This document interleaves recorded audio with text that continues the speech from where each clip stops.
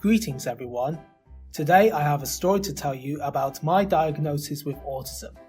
It's something that I have had since I was little and I still struggle to understand some things both big and small. With that said, I hope you enjoyed this animated short.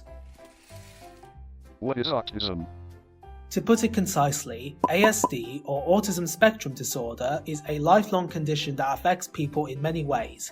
It refers to a disorder of brain development caused by differences in the structure of the brain. Autism changes how someone thinks, understands the world, moves, communicates and socializes. Some autistic people may need some help, while others don't need any help at all. No one knows what caused it, or if it has a cause. Autistic people may have other conditions such as ADHD, dyslexia, anxiety, depression, and epilepsy.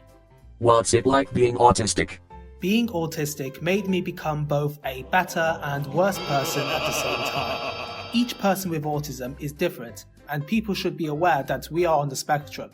It should not be a way to discriminate others. Unfortunately, being autistic doesn't come without its own problems. I suffer from meltdowns very easily and they are hard to control. I would often cry so loudly and in worse circumstances, hurt myself.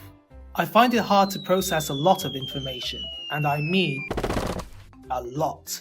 Whether it's checking through emails or doing a test, my brain can't function particularly well. Sensory overloads are something I just cannot escape from. For instance, loud noises scare the living daylight out of me. I tend to stim to cope with my feelings, like when I'm shaking my hands a lot. Some days I usually get so anxious about changes in everyday life, and it can be hard to deal with. Over time, however, I can learn to embrace them in the future and move on to other things.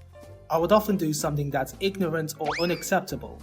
If I'm in a rush or if I must do something in a short amount of time, it's going to give me an anxiety attack. How do you cope with autism? What I like to do is watch some videos or listen to music on my phone so that way I can forget everything that happened. Additionally, I like to draw artwork as it helps me to forget about existing negative things and allows me to relax my brain.